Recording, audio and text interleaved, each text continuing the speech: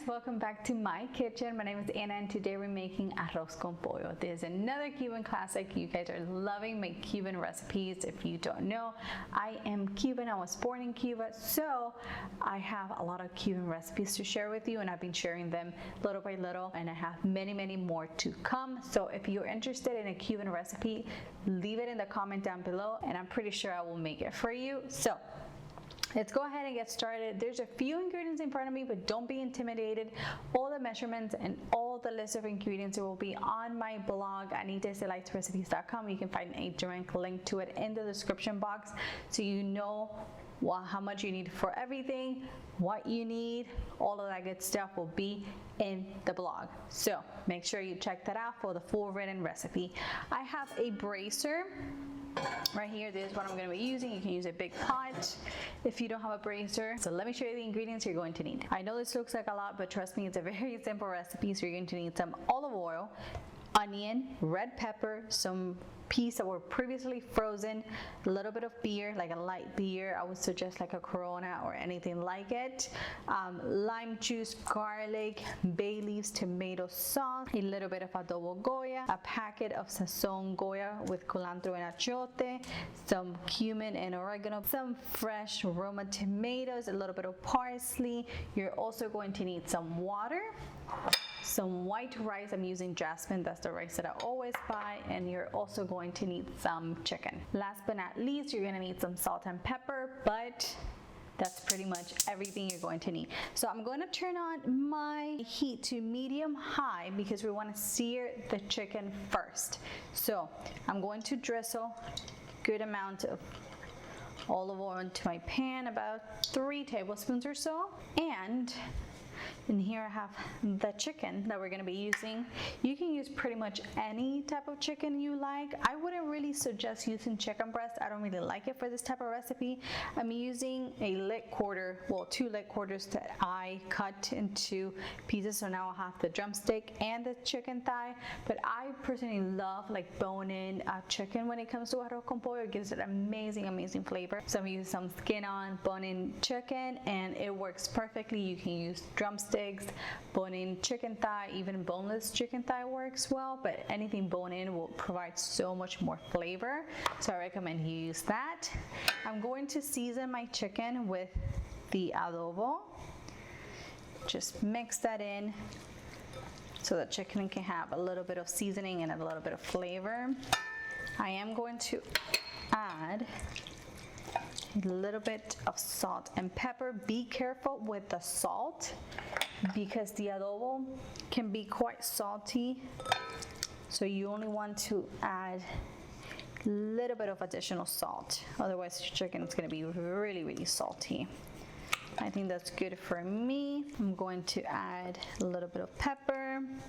If you buy the adobo that already comes with pepper, you don't need to do this, but mine doesn't have pepper. So just a little bit of pepper will give it beautiful flavor. The oil should be nice and hot, so we're going to add in the chicken. Perfect. That is the sound we're looking for.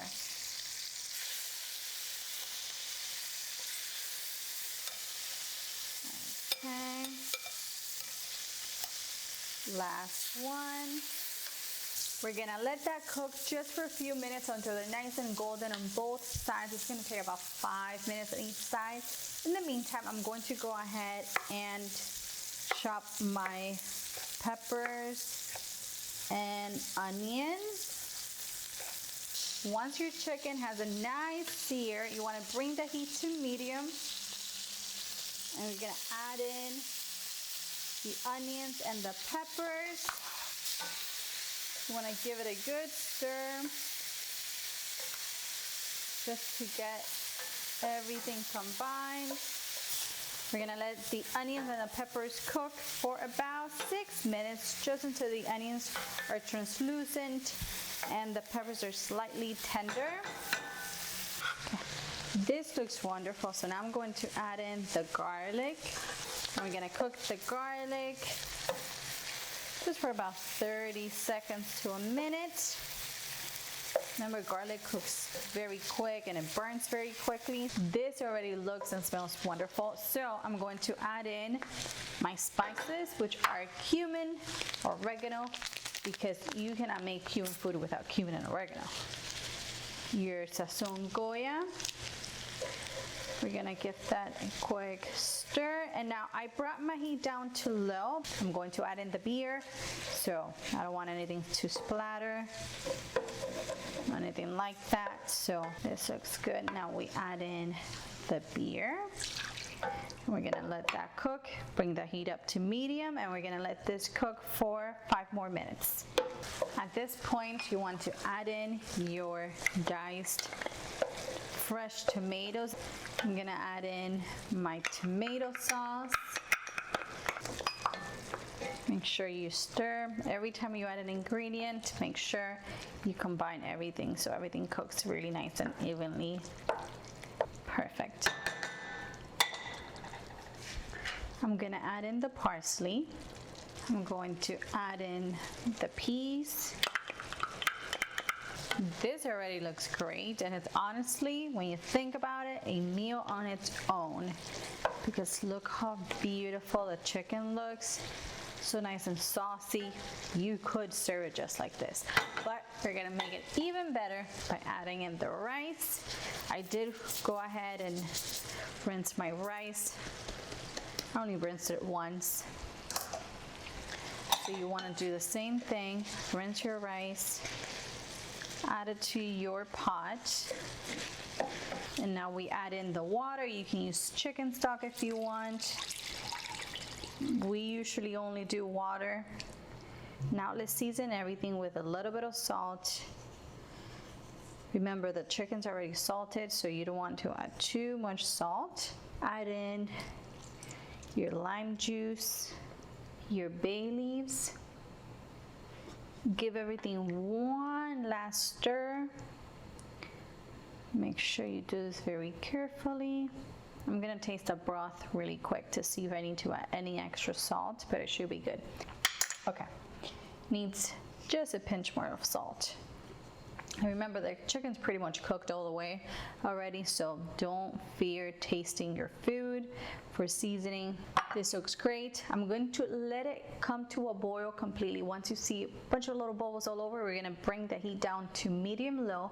We're gonna cover it and we're gonna let it cook. Once it looks something like this, as you can see, there's little bubbles everywhere. You want to cover it completely. You're gonna bring the heat down to medium low. Now we're gonna let this cook for about 20 to 25 minutes, maybe 30 minutes. It really just depends. Sometimes it takes less, sometimes it takes more. I'll show you exactly what it looks like once we're there. It's been 25 minutes, so let's see what this looks like.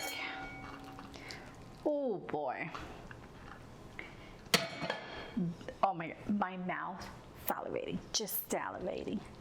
Let's see. I'm actually gonna do this with a fork so you can fluff the rice as you go. Oh, just beautiful. This looks great, and just fluff it up with your fork as you go. I'm not going to disturb it too much because I'm going to serve it just like this, because why not? Look how impressive and beautiful it looks. I'm going to garnish it with some parsley because it's going to make it look even more beautiful. Perfect.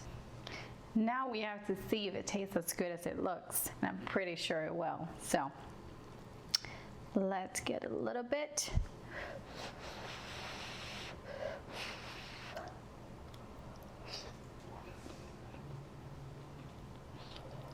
So hot.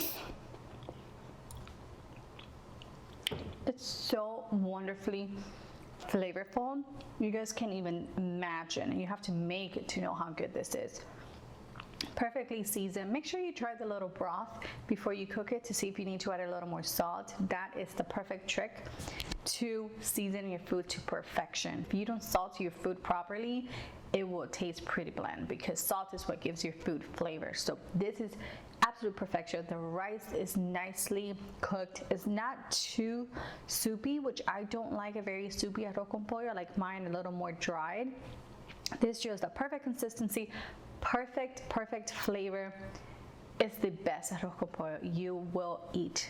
I am sure of it. So hope you guys give me a thumbs up, subscribe to the channel if you haven't already, turn on your notification bell, post videos every single week, and I'll see you in the next one. Bye bye.